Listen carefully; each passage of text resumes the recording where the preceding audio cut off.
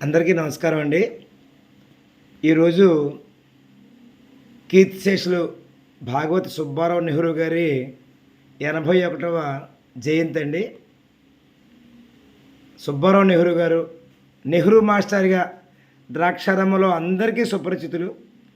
సుమారు 4 దశాబ్దాల పాటు ఉపాధ్యాయ వృత్తిలో ఉపాధ్యాయుడిగా, అలాగే ప్రధానోపాధ్యాయుడిగా శ్రీ ఎస్పీఆర్ ఉన్నత పాఠశాలలో ఒక వెలిగినటువంటి వ్యక్తి అయిన, పాఠశాలను కూడా ఉన్నతమైనటువంటి స్థానాన్ని తీసుకెళ్ళినటువంటి వ్యక్తి. సమాజంలో ఎన్నో విశిష్టమైనటువంటి సేవా కార్యక్రమాలు కావచ్చు, సాంస్కృతిక కార్యక్రమాలు కావచ్చు, ముఖ్యంగా సాహిత్య కార్యక్రమాలు కావచ్చు, అనేక కార్యక్రమాలని నిర్వహించినటువంటి దిట్ట. అప్పుడున్నటువంటి ఆ రాజకీయ ప్రముఖులతోటి కూడా సత్సంబంధాలు నెలకొల్పుకున్నటువంటి ఒక మంచి వ్యక్తిగా పేరుగాంచినారైనా. మన మధ్యన లేకపోయినా ద్రాక్షారామ పరిసర ప్రాంతాలలో ఒక మంచి ఉపాధ్యాయుడిగా, మంచి వక్తగా, అటు తెలుగులోను ఇటు ఇంగ్లీష్లోనూ కూడా అనర్గళంగా మాట్లాడగల దిట్ట.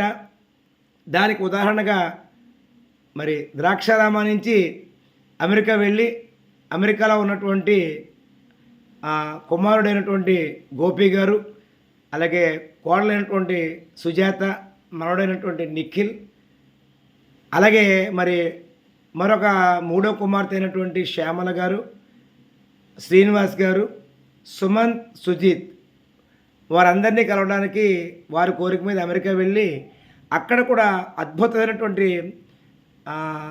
తెలుగుని పండించినటువంటి ఘనుడిగా మనం నెహ్రూ గారిని చెప్పుకోవచ్చు.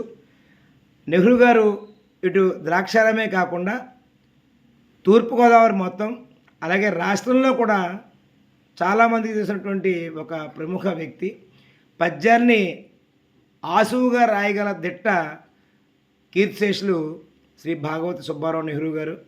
వారి నాన్నగారి నుంచి వచ్చినటువంటి ఆ యొక్క వంశపారపర్య లక్షణాలని సుబ్బారావు నెహ్రూ గారు పుణికిపుచ్చుకుంటే, వారి కుమారుడైనటువంటి సుబ్బారావు గోపి, చిరంజీవి సుబ్బారావు గోపి గారు యుఎస్ఏ, చక్కగా తండ్రి యొక్క అడుగుజాడల్లో నడుస్తూ సమాజ హితం కోరి చక్కగా ఒక సంస్థని, నెహ్రూ సాహితీ సమితి అనేటువంటి సంస్థను ఏర్పాటు చేసి, వారు కాలం చేసినటువంటి మరుసటి సంవత్సరం నుంచి కూడా ఆ కార్యక్రమాలు అనేటువంటి కూడా తెలుగుని పరిసర ప్రాంతాల్లో ఉన్న విద్యార్థులు బాగా నేర్చుకోవాలని, పద్యాల పట్ల మంచి మక్కువతో వారు ఉండాలనేటువంటి సంకల్పంతో నెహ్రూ సాహితీ సమితి అనేటువంటి సంస్థను నెలకొల్పి ప్రతి సంవత్సరం కూడా ఈ పరిసర ప్రాంతాల్లో ఉన్నటువంటి విద్యార్థులని అందరినీ కూడా ఏకం చేసి చక్కటి కార్యక్రమాలు నిర్వహిస్తున్నటువంటి దిట్ట గోపి గారు. అలాగే ఈ మధ్యకాలంలో మొన్న అష్టావధానాన్ని కూడా చేయించారు. నెహ్రూ గారికి బాగా ఇష్టమైనటువంటి అష్టావధాన ప్రక్రియని కొనసాగిస్తున్నారు వారి కుటుంబ సభ్యులు. మరొకసారి నెహ్రూ గారు మన మధ్యన లేకపోయినా ఈ వీడియో చూసినటువంటి చాలామందికి ఆయన గురువుగారిగా సుపరిచితులు. నెహ్రూ మాస్టర్ పేరు చెప్తే చాలు వారు ఉప్పొంగిపోయేటువంటి, ఇప్పుడు ఎంత ఉన్నతమైన స్థానంలో ఉన్నప్పటికీ కూడా ఆ రోజుని గుర్తు తెచ్చుకుని మా గురుగారు మమ్మల్ని ఈ విధంగా ప్రేమించేవారు, ఈ విధంగా మాకు విద్యాభ్యాసం చెప్పారనేటువంటి ఒక మాట చెప్తూ ఉంటారు. అలాగే ఎస్పీఆర్ ఉన్నత పాఠశాల కూడా అద్భుతమైనటువంటి, ప్రపంచానికి ఎన్నో మంది మేధావులు అందించినటువంటి ఆ సంస్థ కూడా మరొకసారి మనం జేజేలు పలకాలి. అలాగే ఆ సంస్థ కూడా మళ్ళా పునరుజ్జీవింపడాలి. ఈ మధ్యకాలంలో ఆ పాఠశాలను మూసివేయడం జరిగింది. కానీ మరలా భీమేశ్వర స్వామి యొక్క అనుగ్రహంతో ఆ పాఠశాల మరలా ఓపెన్ కావాలనేటువంటి చాలామంది స్థానికంగా ఉన్నటువంటి పూర్వ విద్యార్థులు కావచ్చు, పెద్దలు కావచ్చు ప్రయత్నాలు చేస్తున్నారు. వారి ప్రయత్నాలు కూడా సఫలీకృతమయ్యి ఆ ఎస్పీఆర్ ఉన్నత పాఠశాల మరలా విద్యాభ్యాసాన్ని అందించినటువంటి సరస్వతి నిలయంగా మారాలని మరొకసారి నేను అందరికీ తెలియజేస్తూ, కుటుంబ సభ్యులందరి తరపున కూడా ఈ వీడియోని మీకు నేను షేర్ చేస్తున్నాను. పెద్ద పాప గారు అంటే సత్యవతి గారు, నారాయణ గారు, అలాగే రెండో అడినటువంటి మండలిమల విశ్వనాథం గారు, కామేశ్వరి గారు, మూడో అడినటువంటి శ్రీనివాస్ గారు, శ్యామల గారు, నాలుగో అల్లుడు వారణాసి రవికుమార్ గారు, కాంతం గారు, ఐదో అల్లుడు నేనే రామకృష్ణ విఠల్, మా మిసెస్ పేరు స్వరాజ్యలక్ష్మి, అలాగే ఏకైక కుమారుడు మావయ్య గారు అంటూ ఉండేవారు, ఐదుగురు అమ్మాయిల తర్వాత అబ్బాయిని కన్నాను, ఎంతో అదృష్టవంతుడని. నిజంగానే అంత గుండె నిబ్బరం ఆయనకే సాధ్యం. ఐదుగురు అమ్మాయిలని అంటే అబ్బాయి కోసం అన్ని కాన్పులు మరి వెయిట్ చేసి, అమ్మాయిలు పుడుతూ ఉన్నా సరే 5 కాన్పులు అయ్యేదాకా కూడా ఆగి, ఆరో కాన్పులో మరి అబ్బాయి పుట్టడం అనేది జరిగిందని మావయ్య గారు చెప్తూ ఉండేవారు. అలాగే గోపి గారు, సుజాత గారు, వారిద్దరూ కూడా అమెరికాలో ఉంటున్నారు. ఒక చక్కటి ఉన్నతమైన స్థానంలో ఉన్నారు.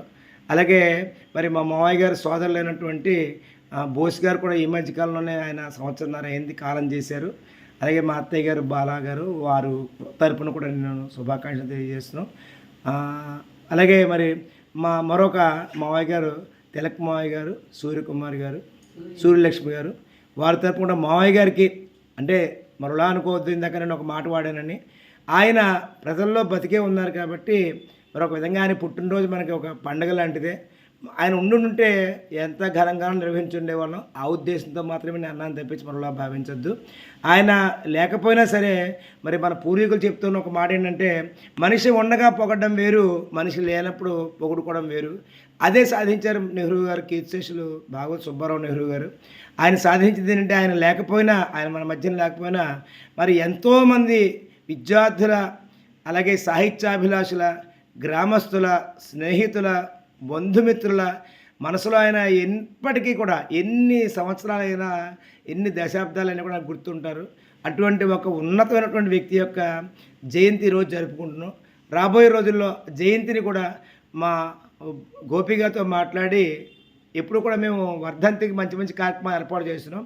అట్లా కాకుండా దాంతోపాటుగా ఈసారి నుంచి మరి వచ్చే సంవత్సరం నుంచి అవకాశం ఉన్నంత మేర ఆ జయంతి రోజు కూడా వారి యొక్క వేడుకల్ని, ఆయన పేరున వేడుకలు చేయడానికి మరి వారు అనుమతి తీసుకుంటారని ఈ యొక్క వీడియో పూర్వకంగానే తెలియజేస్తూ, మరి మా అత్తయ్య గారు కూడా అంజనీదేవి గారు ఒక మాట చెప్పాలి. మరి మావయ్య గారు ఎంత ఎదుగుదలకు కారణం, ఎంత మంచి పేరు సంపాదించడానికి కారణం మా అత్తయ్య గారు అంజనీదేవి గారు. ఎప్పటి నుంచో మనకున్న సామెత మీకు తెలుసు, ప్రతి పురుషుని యొక్క విజయం వెనుక మహిళ ఉంటుందని. నిజంగానే మావయ్య గారు చెప్పేవారు, నా యొక్క ప్రతి విజయంలోనూ కూడా మీ అత్తయ్య గారు ఉండేదయ్యా, మీ అత్తయ్య గారి సపోర్ట్ నాకు చాలా ఎక్కువ, ఆవిడ లేకుండా నేను ఏ పని చేయలేను. నిజంగానే వారిద్దరూ కూడా ఎక్కడికి వెళ్ళినా కలిసే వెళ్ళేవారు, కలిసే వచ్చేవారు. దాంట్లో సందేహం అయితే ఇసుమంతరం కూడా లేదు. అటువంటి ఒక మంచి ఉత్తమోత్తమురాలైనటువంటి ఇల్లాలు మా అత్తయ్య గారు. మరి 5 అమ్మాయిల్ని, ఒక అబ్బాయిని ప్రసవించి అందరూ కూడా మంచి ఉన్నతమైన స్థానంలో ఉన్నాం. కుటుంబ సభ్యులందరూ కూడా మరంత ఉన్నతమైన స్థానంలో ఉన్నాం. దయచేసి